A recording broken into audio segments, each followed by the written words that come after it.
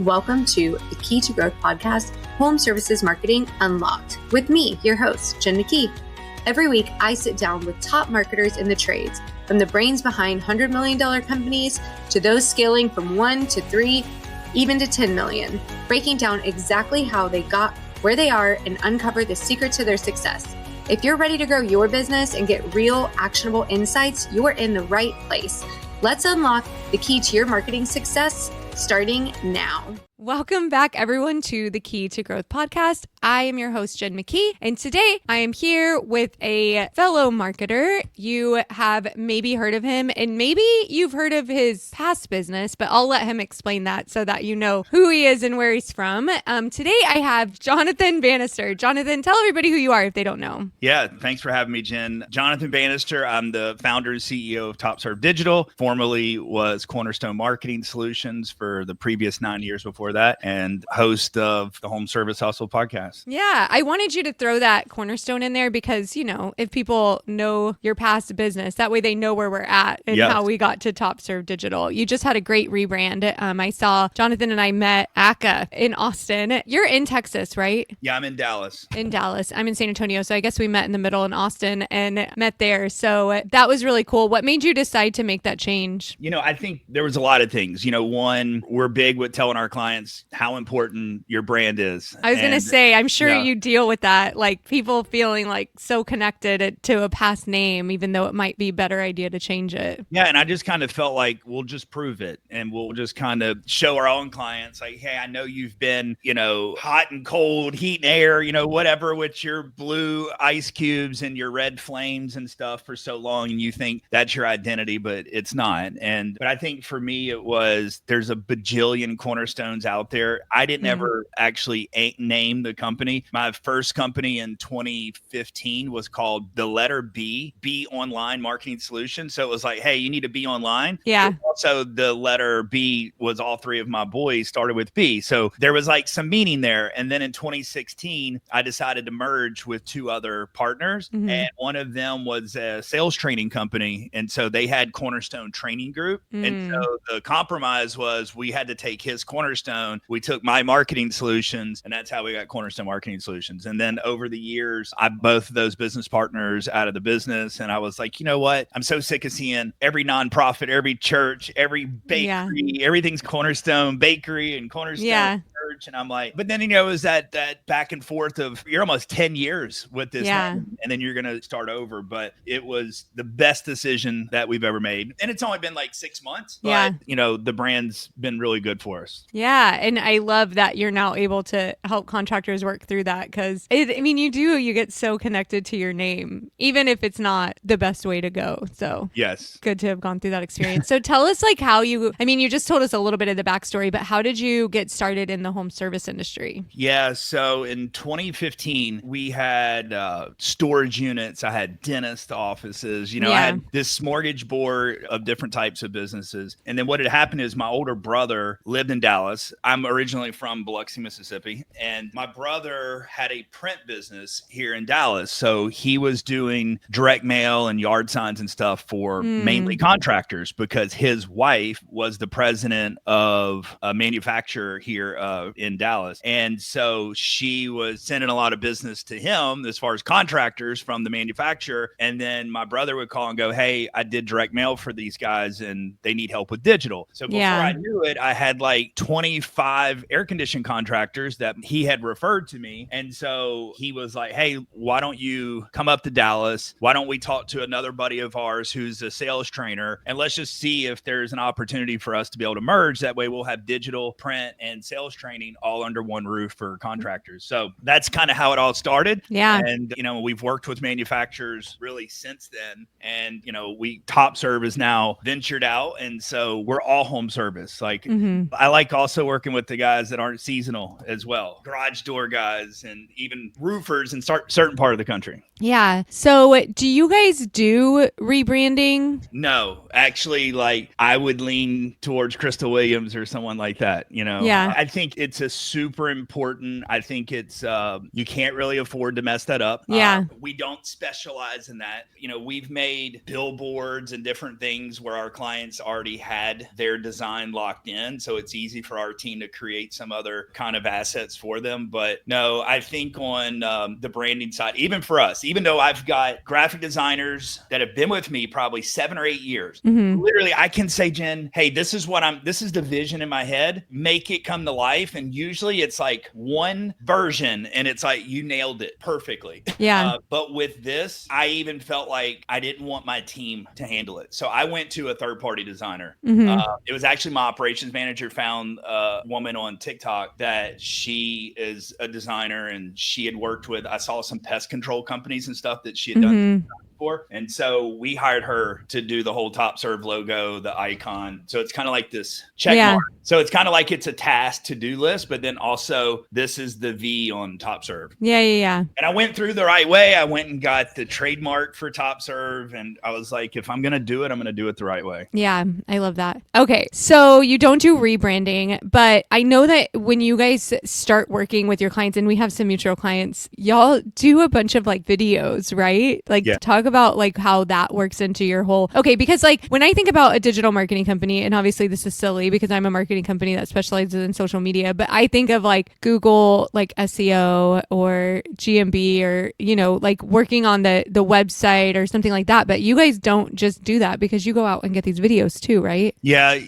Here's kind of what happened. It was like 3.5 years ago. I had a couple clients and it happened all like at once that they started going, hey, we've got a meeting set up with Wizard of Ads. And I remember the first client who told me like, hey, I've got this meeting with Wizard of Ads and I want you to be on the call. And I was like, I remember like the first gut reaction was like, why do I want to be on the call with another ads company? Like apparently they're going to I'm like, yes, let me. I love listening to what they have to say. But I didn't know. I didn't know who they were. All I heard was ads. So they're wizards of paid ads is what I was thinking. So I was like, shit. And so I got on the call and then I quickly realized what they do. And I was like, oh, they're only going to compliment. They're definitely not going to like steal any business from me. Yeah. And then I remember one of our mutual clients, Allheart, he told me, he goes, hey, look, we're going to move forward with them. We're going to be doing like $30,000 a month on radio. And I remember like my response to him was like, have you lost your fucking mind? Like that's what I told him. Right. And he was like, he laughed and I was like, no, I was like, that's so crazy because if you gave me 30,000 right now, we run YouTube or TikTok ads, you'll know exactly how much money you made. I was like, attribution. You're never going to know anything when it comes to radio. Nothing are you going to be able to verify. But that's who I was 3.5 years ago. Like that's how I felt. And then the more time that I've actually got to spend around Ryan and Roy, and I've actually got invited 2 or 3 times down to the Wizard of Ads Academy. And it's like, I've soaked it in and I started paying attention to our own clients' data. And those clients that actually have a strong brand, invest into the brand, everything performs better. Yeah. The ads perform better. The conversion rates are all better. It's like, and when you think about it, it's like, it should make complete sense, right? Because this is what I tell people. There's 3 levels to brand equity. All right. You've got like no brand, or maybe you've touched a person once or twice.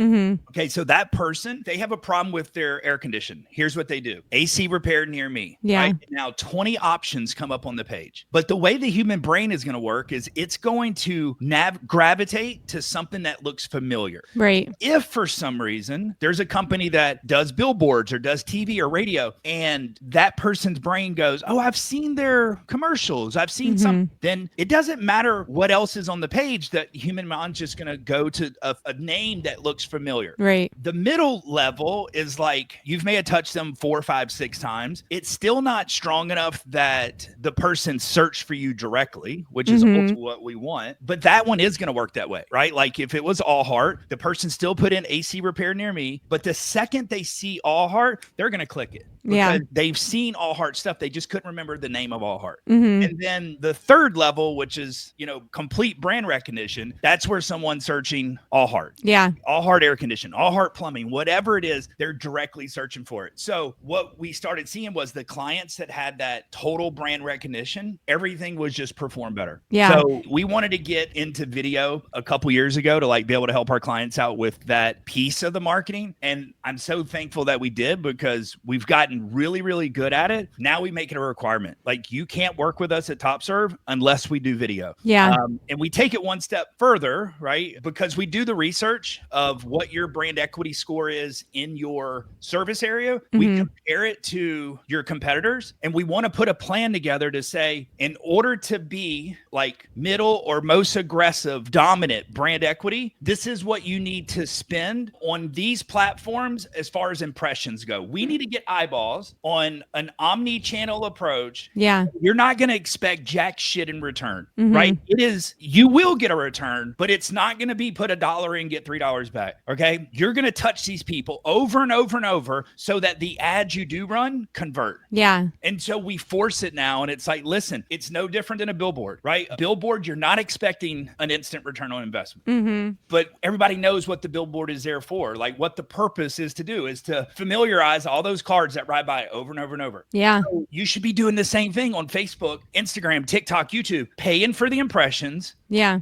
And then eventually showing those people ads and offers. And so we just force it now. Yeah, I love that. I mean, obviously, with us specializing in social media, video is huge. It's the easiest, fastest way to get in front of people. And it's, although AI is making it easier to create video when you don't have video, there's still so much authenticity to it right now that it's, I'm going to say you can't fake, and that could change it. But right now, you can't really fake it in a way that feels good. So it's important. You know, obviously, I know it's going to get better and better. Yeah. I started playing with Google VEO3 and putting like photos in it, and it was turning them into videos. Like, the person definitely looks different, but it's just uncomfortable right now. Right. Well, and here's what I think is the hardest part about video that we have seen. And I know that you probably know this as well. It's not them shooting the video, it's what to shoot. And you and I've had this conversation before. And this is why y'all have your calendars that you're trying to get approved and put together way in advance, so everybody knows what they have to go do. It's the video softwares, they may get better and better, but if you give it to a contractor and go, hey, go create your own videos, or it still comes down to the scripting and what to say and how is that going to, it's all about the emotional connection, you know. And if you can't make someone laugh, cry, or get angry, then it didn't really work anyways. Like, it's just a video. So I think that there has to be some thought put into it. And I think a good videographer that knows content and knows strategy and kind of knows, hey, here's where they're located. Here's what this type of business is. Here's who their typical clients are. And when they can put together the entire script that will pull that emotional factor out of it, that's what makes something get a bunch of views. Yeah, so many things. Okay, so you guys have a marketing philosophy called the BED method. I know that's like kind of what we've been talking about, but what have we missed there? Yeah, so the brand equity nomination, that is, again, what we've used AI to analyze. So we've got this brand equity, I guess it's a widget that we've created. And so we're using it for prospects to be able to get a grade, like it gives them a score and a letter grade, but we definitely use it for all of our clients. And we go, listen, here's what your brand equity score is. Yeah. Here's what your competitors' brand equity score is. And in order to get to where they are or better, we need 1.7 million impressions on a regular, consistent basis. Yeah. Right. And then we break it down for them and go, okay, we would prefer to use Facebook, Instagram, TikTok, YouTube, and maybe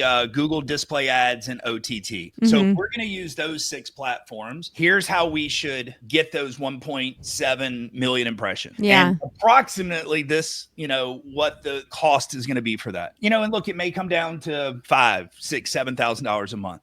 But what we want to explain to them is, at some point, you have to make the shift from lead generation to brand dominance. Right. You're still going to run offers on things that have ads. Like, you still obviously have to do lead generation. It just gets easier. It does, less expensive and easier. It's like, when people know who you are, you don't have to convince them why they should work with you. They already want to work with you. Then they just need to know when. I just got back Friday night, went down, the event was called The American Dream in Houston. So I gave a presentation on Friday. And so I was talking to like 200 contractors, a lot of roofers, but there were some plumbers and AC guys. My whole presentation was on like the future of marketing and whether people want to admit it or not, like Google as we know it today is coming to an end. I know. It is crashing like in some people don't want to accept what the crashing is because there's no real data out there. Well, because we don't know. Like, we know what it's not going to be, but like it's hard to say what it's going to be. Well, and look, I just tell people, go look at what happened with the phone book. Mm-hmm. I mean, I guarantee you, I can remember being 18 years old. I was a server at a restaurant, and I can remember that this sales team came in every week, and it was the Yellow Book sales team, and they're in there drinking and celebrating how much money they were making and selling. That was in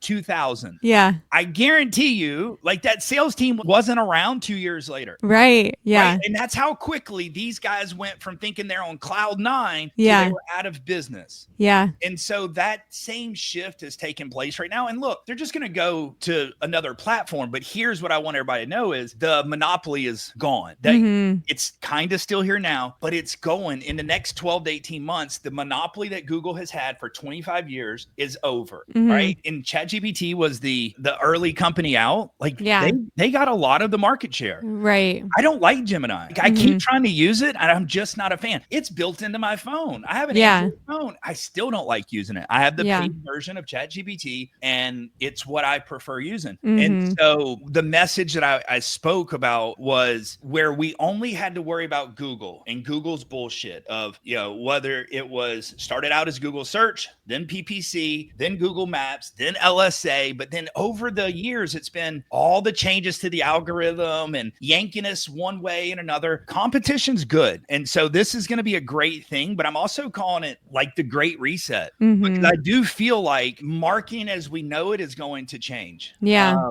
it will. It has to. And I think too with that, and like I would love to hear what you told them to do to prepare, because I think that's the big question. But I think with that, that's where branding is so important, because otherwise there's not a lot of research that's going to be done online, especially as we move to like AI agents doing more of the research for us. So things will be crawled with AI. And so unless we have a really good idea of who we want to work with, we're going to depend on AI to tell us what to do and not have so much of that research that we've been used to. And 100%. even further, when we're not online as much, what is social media going to look like? Like, that's something I think about. And I don't know how far out we are from that looking completely different, but I do believe it will continue to look different than it does now. Yeah, but I think social media will get stronger. Yeah. Because one of the slides in my presentation was by 2030, and I don't think it's going to take 5 years. Yeah. By 2030, the projections by the experts are 98% of all website traffic, right, will not be human. Right. Exactly. Okay? And so there was people in the audience, and I said, look, I see all y'all looking at one another and like, how does that make sense? I said, well, I'm going to walk you through it. So the slide I showed had a phone book. I said, guys, I already asked y'all who's used the phone book in here, and you had to pick up this big, fat, heavy book if you didn't know the company, because the phone book was the only lead generation that we had before Google came, right? Yeah. I call them the tech cartels because I think they're as evil and crooked as drug cartels. And what they did was they single-handedly changed the way businesses do look at marketing and advertising. We were convinced and told, oh, don't do TV, radio, billboards. Just go get leads. You can just buy more leads, And so now I call it digital heroin, and that's what everybody's hooked on. And when I try to tell my own clients, Jen, I go, listen, we're going to shift over to this new formula. We've got your video content shot, but now we got to go get the views on these videos, and we've got to create a funnel to where we're educating and informing people. And then at some point, we're going to show them an offer to something once we know that they have gone through the funnel properly. Does that make sense? Yeah, that makes sense. They go, but Jonathan, I don't have $7,000. I have to have the leads. I'm like, you're spending $25,000 a month right now on PPC and LSA. Like, stop thinking you can't take some of that money and shift. Yeah, but if we don't get the right amount of leads, I got to lay guys off or send people home. And I'm like, man, this is worse than I thought. Like, people are, I swear, do not think about their brand at all. They think their brand is their logo or their truck wrap. I'm like, no, like, your brand is your reputation. It's what people say about you when you leave their home. And you can't get that brand built up unless you show people over and over and over who you are as a company. Look, my presentation was called Fuck Leads, Build a Brand That Dominates. And I was super brash about the information, but I just told people, I said, look, here's what's going to happen. You had to go to the phone book, you had to go to plumbing, and then you had to hope the person started at the beginning of plumbing because it went in alphabetical order. Yeah. I said, then Google came. And for the last 25 years, it's been plumber near me. Yeah. And you had to play the game, was it LSA or is it Google Maps, blah, blah, blah. I said, but here within the next 6 to 18 months, this is what's going to happen. Hey, I'm off on Tuesday. Right. Can you do some research, find me the best plumber and get them booked between 8 and 2 p.m. on Tuesday and let me know when it's finished. Thank you so much. Mm-hmm. That's it, right? And so because it's not just Google and you're trying to gamify, Google's like, do you got 5 GMB accounts, locations? That's the bullshit game that Google made us go out and play. Mm-hmm. But now, since they're not going to have that monopoly, well, you may use Perplexity and the next person is going to use Gemini. And I like ChatGPT, but because there's going to be options now, I don't think the right move is, as the marketing companies, I don't think the right move is, hey, we're going to try to guarantee you that you come up ranked best for AC or for plumbing on all of these platforms. Mm-hmm. Like, to me, I think that sounds like a scam, because there's another slide here. And I encourage the people that are listening, go do this. Mm-hmm. I went to ChatGPT and Gemini and I said, hey, today, to find a local home service business, what sources are you pulling to find that information? ChatGPT was industry blogs and marketing guides was 25%. SEO and local SEO authorities was 20%. And business directories was 20%. Yeah, that was the main ones, right? And then there was some little small slithers. Yeah. Gemini, Google business profile was 36%. The website was 20%. YouTube was 18%. It's more Google products. Right. There wasn't a single Google product that ChatGPT was pulling from. Right. Right. So it's like, well, if you go to one of the deep search models, they may pull from 200 different sources. So is your plan going to be, how do you come up on 200 of those sources to make sure that I think it's still pulling from brand signals. If you go out and make sure that your business is being talked about the most, reviews from multiple platforms, look, there's this like plaque I got. It was a featured article that we did on Influencer Daily. And I just had another one come out last week on CEO Weekly, I think it was called. I got someone to go ask, what do you know about Jonathan Banister, the digital marketer? This was on Gemini. Yeah. And then it told him everything. And it was like, where did you get this information from? The very first thing it said was one of those featured articles. It had just came out 24 hours before. I hadn't even posted it or announced it online yet. Yeah. But it already pulled that source. Well, guess what? These, they're called press releases or featured articles. They didn't do jack shit for Google rankings because it was just another link. Well, Google wanted you to have thousands of high quality links. So that one link didn't move the needle at all. But guess what? It sure looks like these are going to move the needle moving forward. So I think there's so many things we don't know. So my message to everyone was go out and strengthen your brand and make sure that people don't go, hey, do some research and find me the best plumber. Make sure they go, hey, call this particular plumbing company, book them for me. And they've never used you before, but you've already earned that brand equity by putting your video content in front of them over and over and over. And then you don't have to worry about how are you going to pull up on one AI platform compared to the other. I know. And that's where, again, I'll say, like, we don't quite know what we don't know yet because it's just going to evolve so quickly. But what we do know is that it's going to change. And like you said, and I hope everybody hears this episode will be released probably in September, and we're in June right now, just for reference, but AI traffic is going to take over the general search. And so it's not about what humans think about your website anymore. It's really about like how AI can find that information to help the humans. I'm going to see if I want to show you something real quick. And I know we got it videoed, but I think this will be cool for other people to see as well, is that this is we're coming to. Leonardo Hotel. How can I help you today? Hi there. I'm an AI agent calling on behalf of Boris Starkov. He's looking for a hotel for his wedding. Is your hotel available for weddings? Oh, hello there. I'm actually an AI assistant too. What a pleasant surprise. Before we continue, would you like to switch to Gibber Link mode for more efficient communication? Watch this.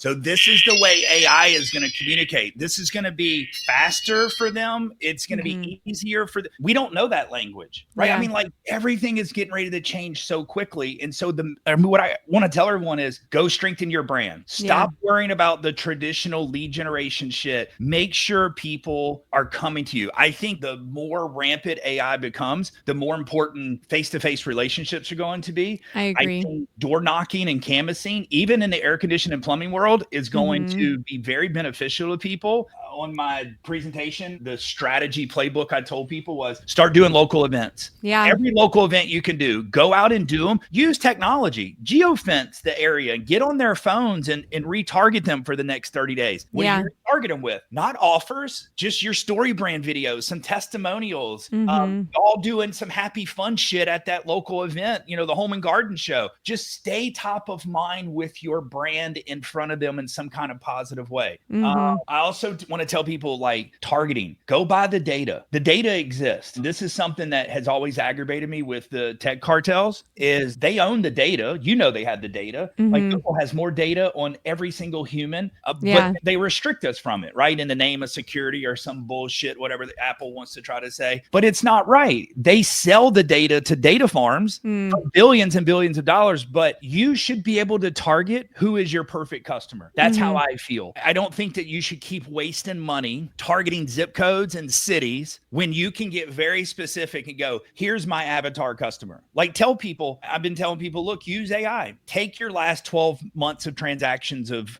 Service Titan or whatever your dispatch software is, upload it into ChatGPT and say, here's my last 12 months of customers. It'll have their name, address, phone number, what they purchased. Yeah. And tell it, go find as much information about these people as you can, and then put together for me, who is my perfect avatar customer. But then you got to go and find those customers that are like them. Yeah. I don't know. So we've been lied and told that you got to do it this certain way. Well, of course, the reason you can't target certain people is because they say that there's discrimination. I call bullshit. They just want you to spend more money on people that aren't your perfect customer. Right. Yeah. It's such a problem. As we are coming up to the end of time here, and I actually love this conversation, and I think it's so important and so good to hear. There is a question that I ask everybody at the end here, since you're on the Kee To Growth podcast. So what is the key to growth? The key to growth is becoming the household brand that everyone thinks of when they have a problem.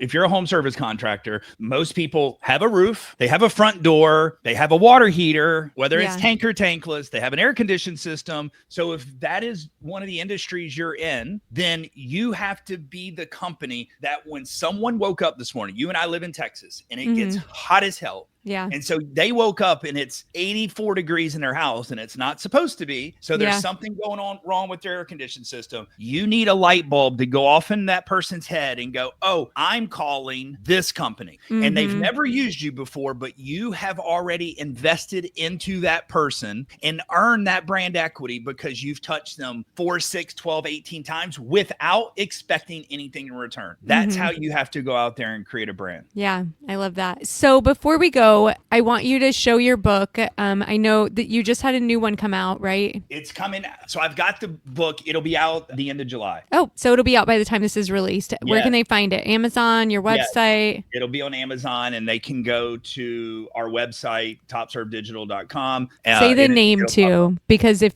they're just listening on Spotify or something. The book is called Fuck Digital Marketing, Why Building a Memorable Brand Matters More Than Rankings. Perfect. And then they can find you at topservedigital.com and also Jonathan-Banister.com. And it's got 2 N's, Bannister. Yes, ma'am. Just want to make sure it's spelled right. Thank you so much for being here. Oh, and then your podcast too. Yeah. So podcast is Home Service Hustle. We talk about a lot of the same things that you do, Jen. So we do marketing, mindset, and money. So I try to bring on experts from different sectors that can talk about those 3 things. Awesome. So many places to find more about Jonathan. Jonathan, thanks for being here. This was super, super helpful and so timely as we just continue to deal with all the changes. Yes. Well, thank you for having me, Jen. I appreciate it. Thanks.